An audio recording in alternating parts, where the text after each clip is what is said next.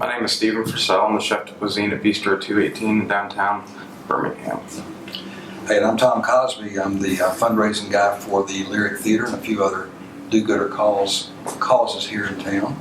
It's a great time to be in downtown Birmingham. It is. It is.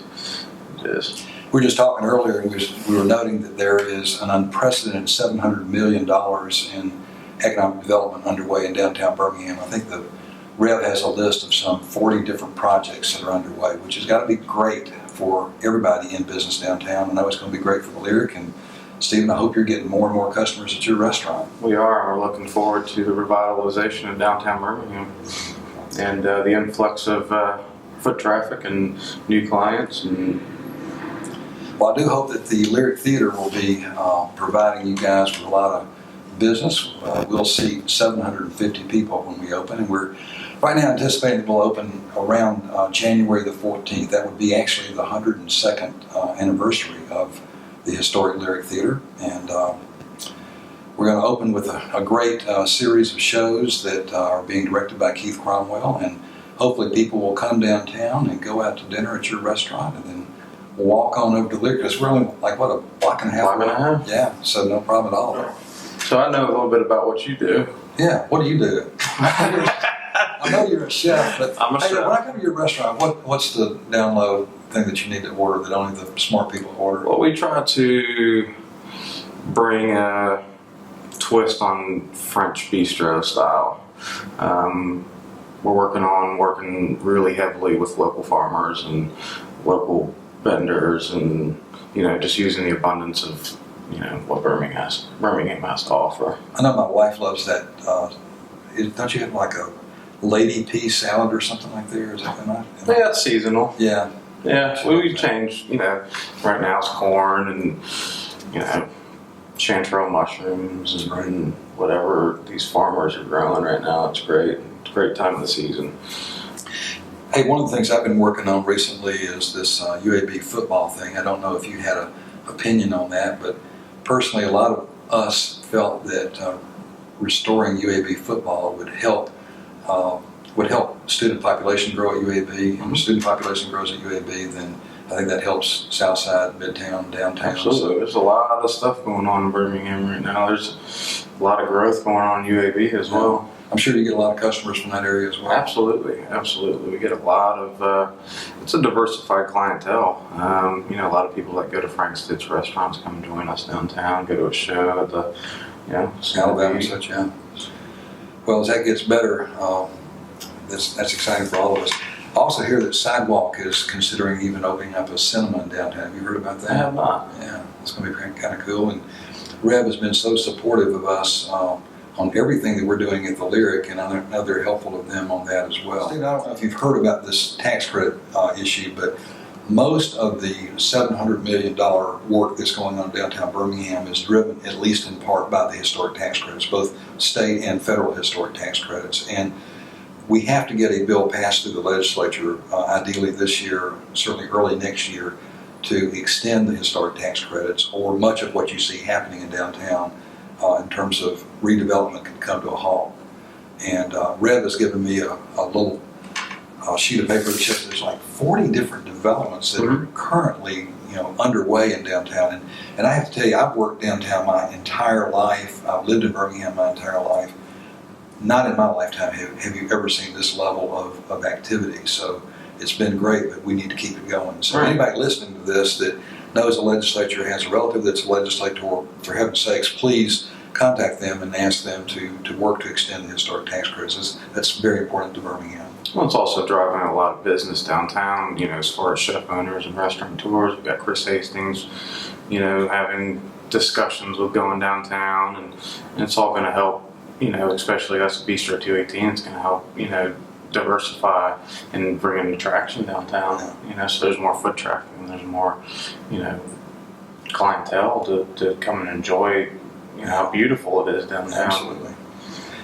Well, Stephen, I got to ask you, as an Atlantan, are you aware that old school Birminghamians kind of look somewhat with an arched eyebrow at folks from Atlanta? I did not know that. Well, back in the day, back before Atlanta made the move to major leagues, the Atlanta Crackers would come to Birmingham and play our revered Birmingham Barons, and it was the most intense rivalry. All I bet it was. the baseball, and we went at it pretty heavy. So I'm involved with Rickwood Field. If you ever see anybody at Rickwood Field with an Atlanta baseball cap on, you know they didn't get the memo. Well, when I moved to Birmingham, I went to Atlanta yesterday. I drove through and I happily left as fast as I could. You know, I grew up there, but I have no intentions of being there. So, you know, made Birmingham my home. Good. Do you live in downtown? Or? I do. I live in Highland. Oh, really? Highland Park area. Okay, so you consider that downtown? Oh, Yeah. Well, I mean, I live over in Forest Park, so I kind of consider that downtown too. It's all kind of growing out, you know.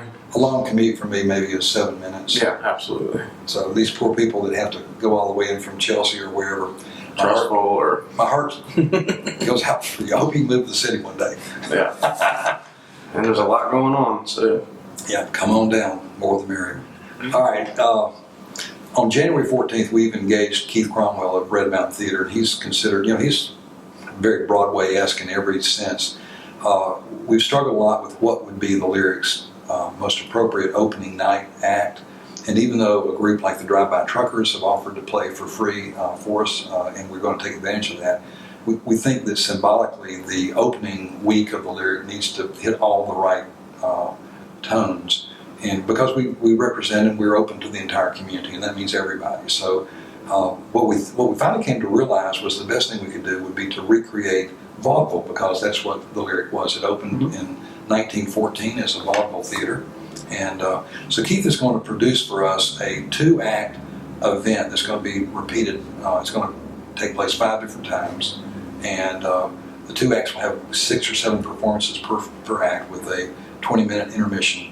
And will give us a chance to showcase how the lyric works for ballet, for symphony, for opera, for rock and roll, for bluegrass, for soul, for you name it. All the musical genres can happen there, as well as comedy and even animal acts. So it's going to be quite a unique thing. I dare say that nobody's alive in Birmingham that's actually seen a true vaudeville show before, at least not at the Lyric Theater. So we're very excited about the theater opening as a performing arts theater, because while it could be used for movies, the seating is so intimate, it's so close to the stage. The furthest seat from the stage at the Lyric Theater is only going to be 59 feet from the front of the stage.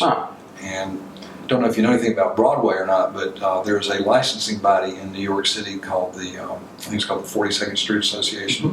And one of the criteria that you have to meet to qualify as being a Broadway theater is your furthest seat back on the main auditorium floor can be only 80 feet from the stage. And so the Lyric's furthest seat back is only 59 feet. And that's not only for acoustics, but it's to get the real Broadway experience. You got to see the actors' facial expressions, hand gestures, and such. And I dare say that's why, even though many of us have been to the BJCC to see, Phantom or whatever, you go down there and you have a good time, you enjoy it, but then you say to your spouse, well, it was nice, but it wasn't Broadway. Right. Well, let me tell you, when you go to Lyric and see a Broadway show, it will be Broadway in every sense of the word. So. And we're in close proximity. Yeah. You guys said. And so, just like New York, you go out to dinner, you go to the show, and then you go have drinks. Have drinks. Have dinner after the show, whatever. So, I'm sure that one hand washes the other, as they say in business. Okay, Stephen, we hear so much about Birmingham emerging as a real culinary center and a foodie scene. I heard that Zagat Guides has finally listed our food scene in that. What a thing for Birmingham. So that's got to be helping you in the restaurant business here. Absolutely. That was mentioned in that article, actually. So Cool. It was kind of cool. I do a thing on the side. It's called Chef in the Garden, where I try to bridge the gap between the consumer and the farmer. So if you go out to dinner and you'll see, like on my menu, for instance, I've got Snow's Bend Farm, I've got, some Heron Hollow, some Mount Laurel, some, a little bit of this, a little bit of that. But what I try to do is, generally, when you come down to eat, do you know what that farmer is? Do you know what their farmland looks like? Do you know why they do what they do? Is there a story to tell to encompass your dining experience, right? So with these dinners that I do that, Bistro 218 has come on board with, is taking me onto a chef's, and how we're all together with this is I bridge the gap between understanding more about what the farmer does, so that they get notoriety.